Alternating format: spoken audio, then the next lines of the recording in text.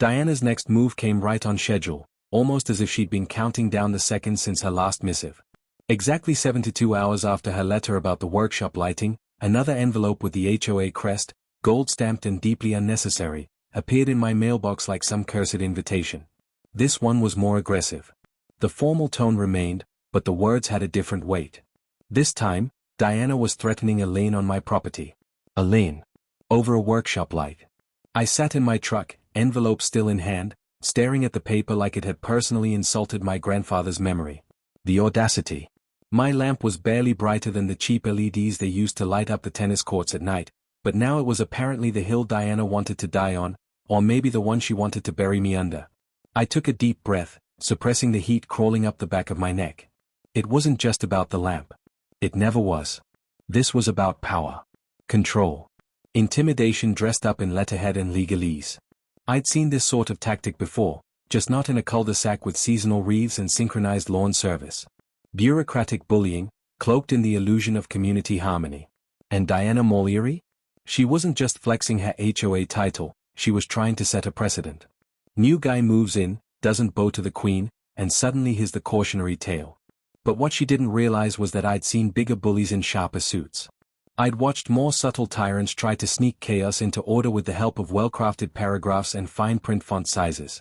And I had one advantage Diana couldn't possibly have predicted. I knew how to read the rules better than most of the people who wrote them. Before I became a full-time woodcarver, before I'd spent my days chiseling oak signs for town halls and historical societies, I'd spent 3 years working in a niche business that crafted government signage. The kind that's so standardized, it has its own codebooks. ADA-compliant fonts, reflective coating measurements, exact spacing between letters. We built signs for courthouses, fire departments, DMV offices, even those metal plaques you see mounted in city council chambers that list past mayors. I didn't just carve words, I carved within frameworks of law. And somewhere along the way, I picked up a skill that proved unexpectedly valuable, the ability to find cracks in the foundation of rules built by people who assumed no one would ever read the fine print. That skill? It was about to become my scalpel in the war Diana had just declared. I put the letter down and stared out the windshield at my quiet street. The same perfectly trimmed hedges. The same tannin white houses. A few neighbors walked their dogs or watered their flowers, oblivious to the small legal battle unfolding on my porch. To them, I was just another guy with a truck and a tool belt. But as I looked at that letter again, I decided right then I wouldn't let Diana scare me off or shame me into submission. I wasn't some temp renter she could push around. I owned this house. I paid for this land. I carved every inch of it into my future, and I wasn't about to let a self-appointed suburban monarch use bureaucracy to bulldoze my peace. So I decided to play her game, but by my rules. That afternoon, I drove to the Oakwood Hills Community Center. It sat at the edge of the neighborhood, a modest stucco building with a cheerful little sign out front, ironically, one I had offered to recarve for free just a week ago. Diana had declined, saying the current sign met historical standards. That old sign was crooked, paint-chipped, and hadn't been cleaned since the last solar eclipse, but sure, historical standards. Whatever made her feel important. Inside the front office, a young man in his 20s sat behind a computer. He looked startled when I asked for a full copy of the HOA charter and bylaws. Most people just ask about pool hours, he said with a nervous laugh as he clicked around. I'm not most people, I replied. He blinked at me, probably not sure if I was making a threat or just being weird, but eventually printed out a thick stack of paper that looked like it could double as a doorstop. 83 pages. Double-sided. The Oakwood Hills Homeowners Association Charter and Bylaws, printed in Times New Roman with line numbers down the side. Beautiful. I took it home and poured myself a cup of black coffee strong enough to stand a spoon in. It took me until nearly midnight. The pages were filled with exactly what I expected, excessively worded passages about acceptable paint palettes, shrubbery heights, and architectural cohesion. But buried deep in the latter half, there it was. Section 15, subsection C. A line that changed everything. Recreational and commercial vehicles may not remain parked on community streets between the hours of 6 p.m. and 8 a.m., except when actively engaged in permitted business activities as defined by municipal code. I read it again. Then again. The wording was dry, but the loophole was real. See, Diana had previously implied my truck, a beat-up Ford F-150 I used for hauling lumber and deliveries, was a problem. She had dropped hints about it being a commercial vehicle, citing visual clutter and lowering property values. But this clause? This clause protected me. My truck could legally be parked on the street overnight as long as it was engaged in permitted business activity. And guess what? I was self-employed. Every piece of lumber in that truck? Part of a job. Every trip to and from my garage? Business activity. I wasn't just within my rights, I was operating well inside them. But I wasn't done yet. Section 22, subsection A clarified restrictions on exterior lighting. The exact wording was specific. Exterior lighting must not exceed 800 lumens if visible from the street, except in cases where the lighting is essential to the operation of a business and does not create excessive glare. My garage faced away from the street. My lamp, measured by manufacturer specs, emitted 750 lumens. And it was essential, I carved at night. The rule even allowed for a minor variance if the glare wasn't disruptive. I had the specs, receipts, and orientation diagrams ready. I was bulletproof. Now, armed with this knowledge, I wasn't just going to defend myself. I was going to make Diana wish she had never poked this particular bear. The next morning, I drafted a letter of my own. It was polite, cordial, even included a thank you for your dedication to our community. But I also attached a full-page breakdown of the charter clauses she had violated by issuing threats without proper due process. I referenced the municipal codes, cited page numbers, and included photographic evidence of my lighting and truck compliance. I even added a footnote questioning whether HOA officers were permitted to threaten lanes without board approval, just for spice. Then I hand-delivered it to the HOA drop box, marked to the attention of Diana Mollieri. Game on. Within 2 days, I received a reply. Not from Diana, but from the HOA's legal liaison, a man named Robert Hewitt. The letter was awkward and defensive, laced with vague language and an invitation to discuss matters amicably. Translation: they'd realized I wasn't just another homeowner, they'd picked a fight with a guy who could dismantle their rulebook line by line. That weekend, I parked my truck out front and turned on the workshop light. And waited. Diana drove by twice. The first time, she slowed to a crawl. The second, she didn't even bother looking at me. She just stared at the garage light with this tight smile like someone biting into a lemon but trying not to spit it out. And just like that, the letters stopped coming. But I wasn't done yet. Because once I knew the rules, I started using them like a chisel. Strategic. Precise. Effective. You want to play HOA politics, Diana? Then welcome to the real game. One where the guy with the chisel and the bylaws isn't the villain, he's the one writing the ending. Actively engaged in permitted business activities. That one phrase had lodged itself in my brain like a song you couldn't stop humming, only this one might actually save me from the relentless siege Diana Mollieri was waging on my life. I didn't sleep much that night, my mind spinning through municipal codes and HOA charters like I was prepping for some suburban courtroom showdown. But as the sun came up over Oakwood Hills, I knew what I had to do. I had a business license. I had insurance. And according to the local municipal code, any vehicle clearly displaying business identification and carrying work-related equipment qualified for extended street parking privileges. I cross-checked everything 3 times.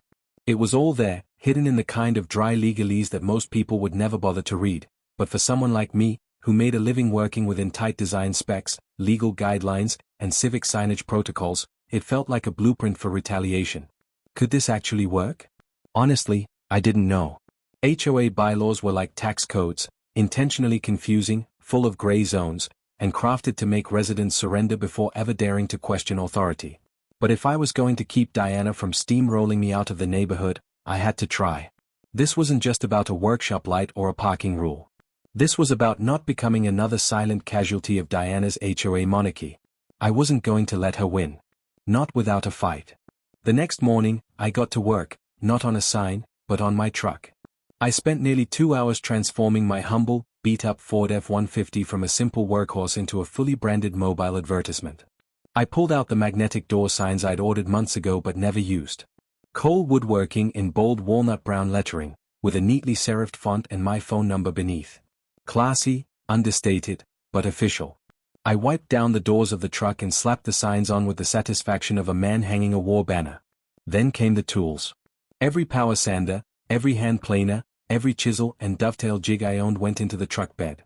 I laid them out with purpose, as if I were preparing a mobile showroom. Wood samples stacked in a neat fan along the tailgate. A portable workbench, recently refinished in cherry lacquer, sat secured with bungee cords. I even strapped down a clamp rack, just for good measure. As I stood back and surveyed the result, I half expected thunder to roll in from the mountains, lightning to crackle overhead as punishment from some HOA deity enraged by my audacity.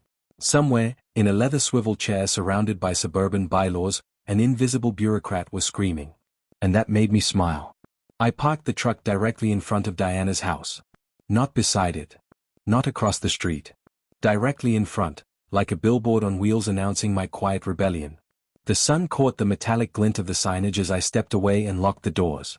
The moment my foot hit the sidewalk, I saw it, her blinds twitching. Just a slight motion, barely visible unless you were looking for it. But I was. The street around me felt unusually still.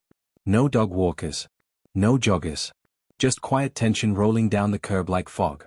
That truck wasn't just a vehicle anymore, it was a dare. The letter arrived the next day. No surprise there. Another white envelope slipped under my door with the HOA logo embossed at the top, threatening escalating enforcement measures for my continued non-compliance with community parking guidelines. This time, though, I didn't read it in my kitchen. I walked it straight over to Diana's front door and knocked. She opened it almost instantly, like she'd been waiting for me on the other side.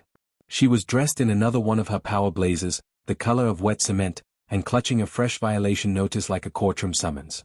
Her eyes didn't smile. "Mr. Cole," she said curtly, as if my name tasted sour in her mouth. "I see you've chosen to ignore our parking regulations entirely." "Actually," I replied calmly, pulling out my own folder from under my arm, "I'm in full compliance with Section 15, subsection C." I handed her my carefully prepared documentation, my business license, insurance forms, and the highlighted copy of the municipal code that defined permitted business activities. The paper was warm from my hand, but the message was cold and clear. I watched her as she read through it. The corners of her mouth twitched. Her jaw tensed. Her grip on the papers was just a shade too tight, like she was trying not to tear them out of sheer frustration. That was the moment I knew I had her. "This is highly irregular," she said stiffly, her voice breaking ever so slightly on the word irregular. Most people wouldn't have noticed. But I'd spent years reading people as carefully as I read grain in a plank of ashwood. That crack in her tone? That was the sound of someone realizing they'd lost control. And it was glorious. "I understand your concern," I said, my voice calm, diplomatic, measured. "But I'm sure you appreciate the importance of following the letter of the law, not just the spirit. After all, that's what HOAs are for, right? Ensuring everyone follows the same rules fairly and consistently." The word fairly hit her like a slap. She blinked, her eyes narrowing, and I could see her running mental calculations. Could she find a workaround? A counterattack? Would the board back her up if she pushed harder? But I wasn't pushing just for the sake of pushing. I wasn't trying to win some petty suburban spat.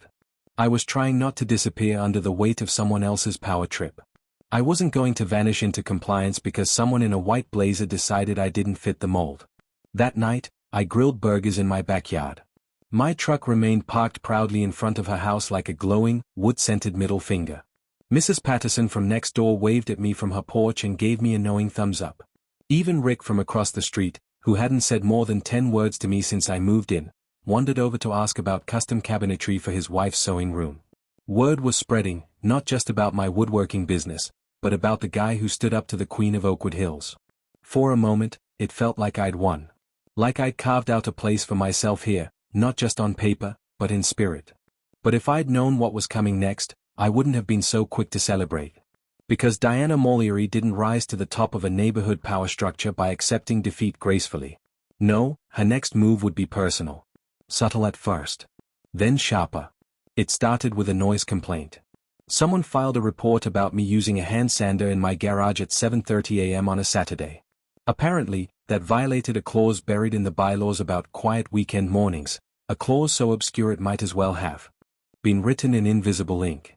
Then came another violation, this time for leaving my trash can out 30 minutes past pickup. It was still upright, lid closed, sitting neatly beside my driveway. But 30 minutes was all she needed. She wasn't enforcing the rules anymore, she was building a case. Death by paperwork. 1,000 cuts, all backed by bullet points and citations.